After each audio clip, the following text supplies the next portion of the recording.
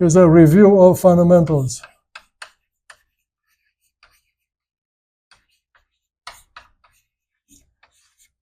This refers to the disciplines that to which you have been exposed already. There are many. The few that come to mind are, let's say, thermodynamics,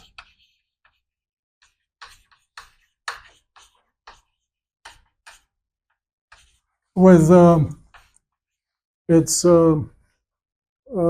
components, mechanics,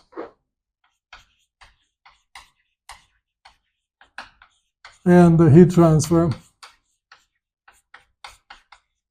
I make this sketch to remind those of you who don't remember that thermodynamics was in fact the fusing of two successful currents in science. One was mechanics, and including fluid mechanics. You've heard of Bernoulli and these people, Euler, who had mathematized mechanics as it was known from Galileo Galilei and Newton. And then caloric theory. Caloric theory, people who like to repeat what other people said, claim that thermodynamics was the death blow to caloric theory. Forget that. Caloric theory is alive today. It's called heat transfer. Well, all of these belong in thermodynamics because thermodynamics is the science of power. Power for what? Power to move things instantly. And that so-called power is already present in these other disciplines. Of course, heat transfer is what sets the engine in motion to create the power. Mechanics is everything from the piston and cylinder to the wheels under the locomotive. So one thing I hope you'll get out of this course is the idea that the objects that you studied piecemeal in the disciplines by solving problems, those objects, those fundamentals, like the bricks with which you might build something, all those are important. But from this course, you'll develop a view of the whole, meaning no brick is useful by itself unless you want to kill somebody. With bricks, you build everything from the pedestals of statues to buildings and to fortifications and to use your imagination.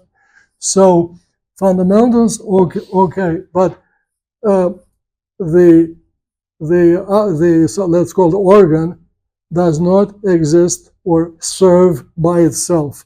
It serves or it exists only because it is useful in something bigger. I call the whole. This view is called holism, and it is a timely lesson to all of you at your stage in education, for you to, I hope you'll realize why the disciplines were important, or for what. In other words, to bring together your package of learning into a view of how to proceed forward wherever you go, graduate studies or profession. It's very important to know the whole, because the whole comes with a very clear view of purpose. What is the objective or the reason for this design to exist or to be pursued? So purpose, objective.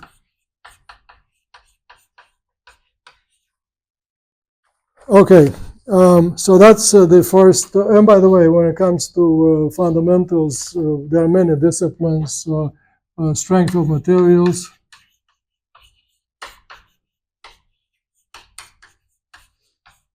and I wrote them down here. Elasticity, you've learned this. That's the mathematician's way of speaking of the version that teaches how the sausage is being made. Anyway, elasticity.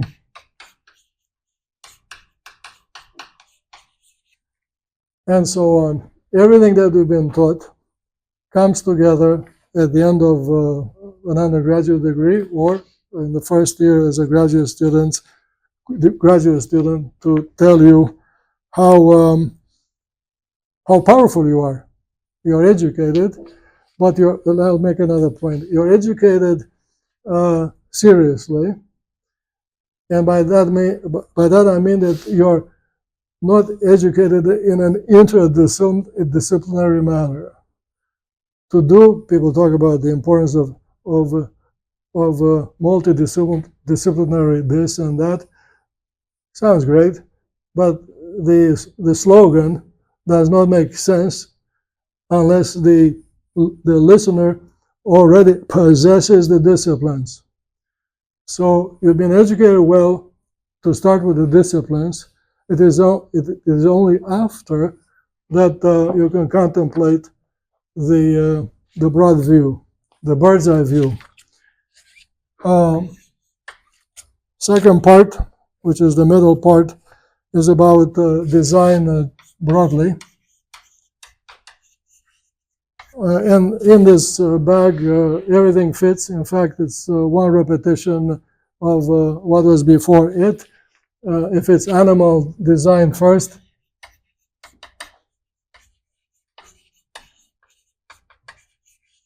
such as predicting the running speed of a quadruped, that turns out to be the same exercise as predicting the speed of a vehicle, everything from terrestrial to aircraft. So that's kind of the beginning because it's very, very common. How about the lifespan of these things that move?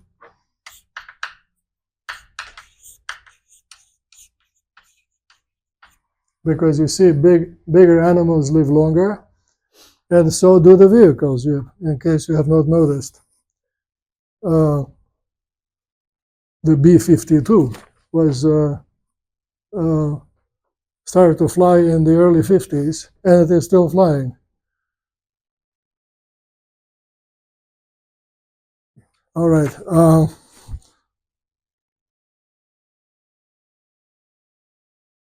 And of course, rivers, the same story. Rivers, winds,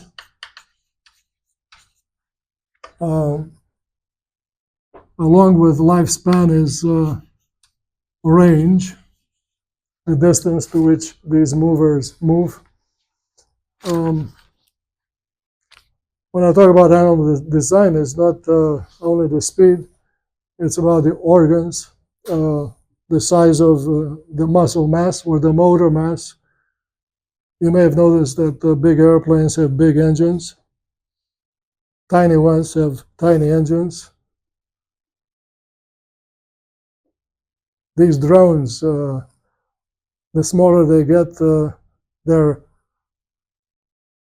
end up without batteries. They have to be tethered, meaning powered by a thread from the ground.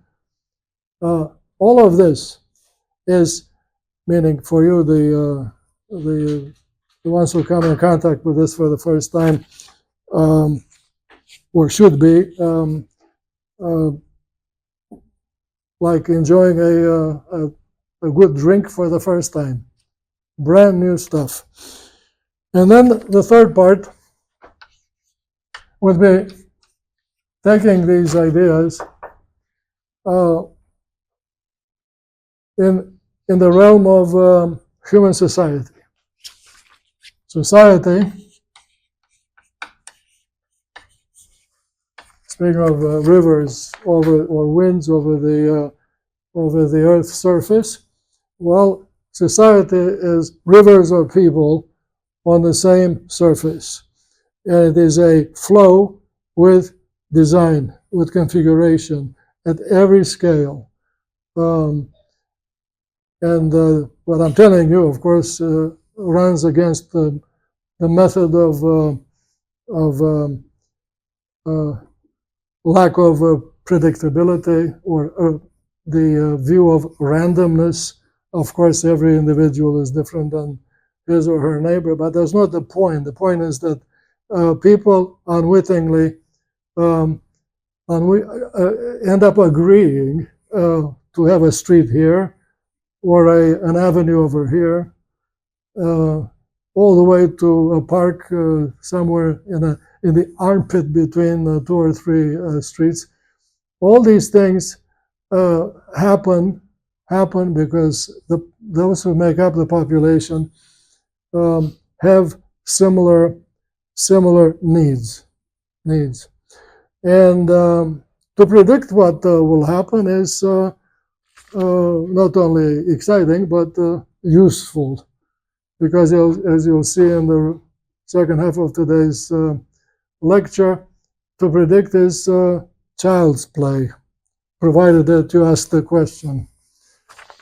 Some keywords of things we will predict. You've heard, all of you have taken economics. But anyway, you've heard about economies of scale.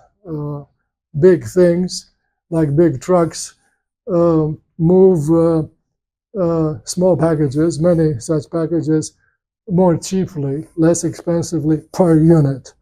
In other words, instead of delivering one package by hand from source to destination, it's better if the mail truck is bigger and carries them all in one move from, say, Washington, D.C. to Durham. So economies of scale.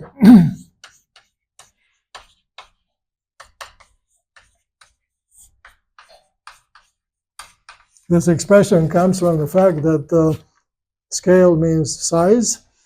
So big size means savings and expenditure. Predictable. If you think about rivers, this is what the big Danube does with the water coming from its tributaries. It moves all those, more effectively, in thermodynamics terms, less irreversibly than as a bundle of small streams, like streams through these the straws through which you suck your coffee. You see, you can have a big stream as one big channel, or as a bundle of many small channels. Economies of scale says the easy way to flow is not through the bundle, but through one big duct. Predictable. Another one is the natural occurrence of hierarchy.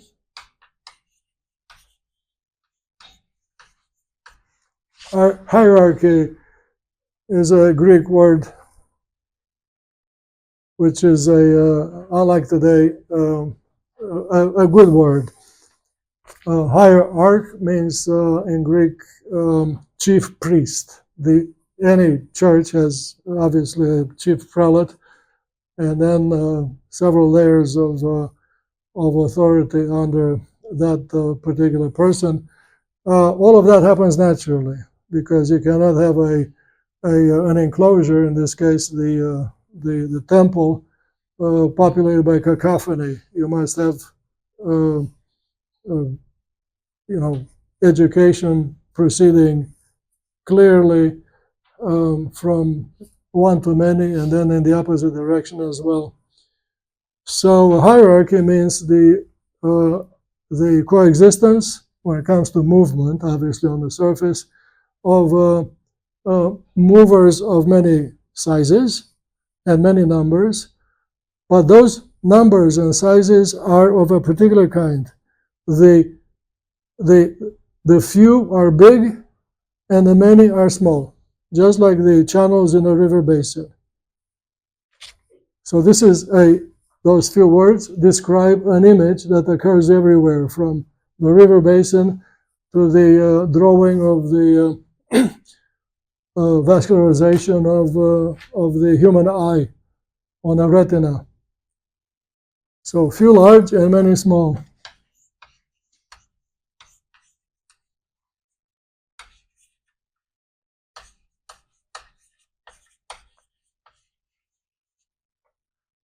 Another aspect of design and society that I wrote, well, the negative version of the word hierarchy in society these days is inequality. We'll discuss that.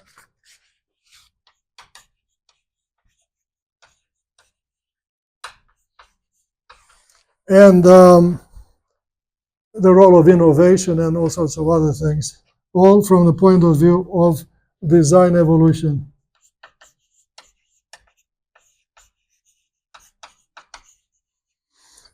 And I just pronounced a word that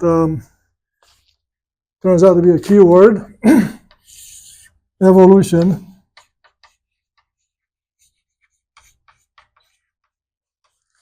The dogma these days is that evolution is something you learn in biology.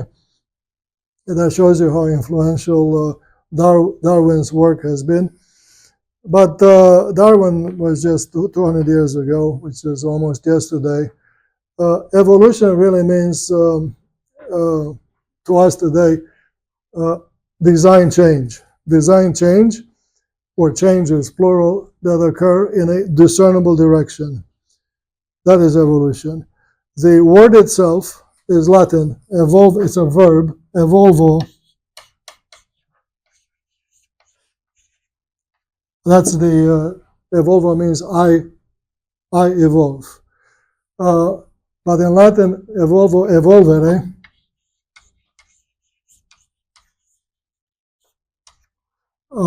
meant is the verb that expresses the image of rolling out and rolling forward, as if falling on the floor after rolled out. It's actually the verb that accounts for the image of childbirth, or occurrence, if you want. Some people today use the word emergence in order to avoid the word evolution. But it is that image, you see. And that is what happens every day, everywhere, from the life of the chicken. That's a sequence of changes, all in the same direction as the life of the dog or of the human being. It is for a way of moving and behaving that's you can think of it as more efficient or more economical, or with greater staying power. Just to show you how in us this word is, meaning thousands of years older than Darwin. Volvo means I roll.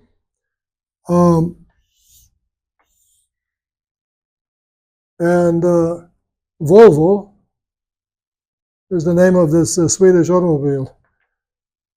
You've heard about that? By the way, it's not Swedish anymore. It is actually a Chinese. The company is called Geely that owns Volvo, but still sells the vehicle under the original Swedish brand. Volvo was the name of the company beginning with about 1920 in Sweden, and it meant exactly that, I roll. That's why they picked it.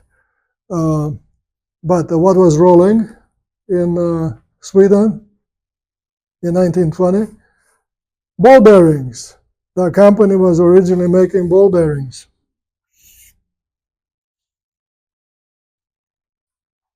So that was the symbol of the company in the beginning, along with the word Volvo.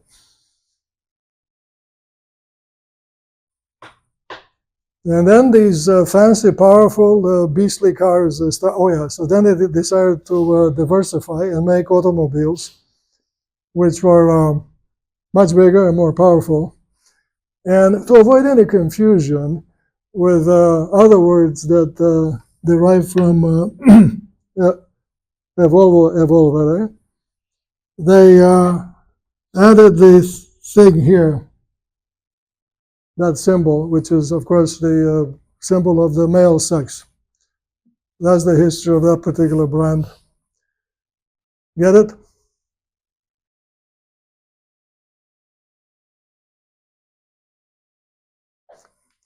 All right.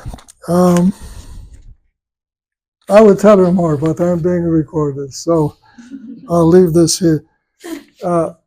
When it comes to branding or inventing names for new ideas, that is an art. And I just give you a very good example of successful art. And this is one reason why, regardless of what you study, in this case engineering, it is important to behave like a normal person and speak common sense with your pals who are not educated the way you are, and learn from them, as I just did, bits and pieces of interesting stuff. Because you see, if it's interesting, it might be useful to you soon enough or later on. In addition to evolution, two other words will be spoken often here. One is access.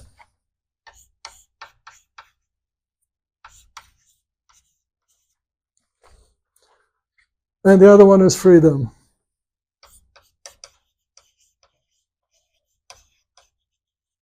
They both come hand in hand with evolution. Freedom is pretty obvious.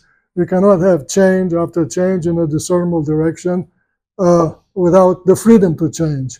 In engineering, you've been taught about degrees of freedom. In even making a drawing is about having freedom to move your hand on the piece of paper. So that's one. The other one, access, is, imagine the river where the people, say in society, are running away from tyranny. That's access. I like to answer those who have trouble perceiving the meaning of these words by inviting them to imagine not access and not freedom, but imagine lack of access and lack of freedom. And then you learn from that your own answer to these words, how important these words are in engineering and in science, and also in life.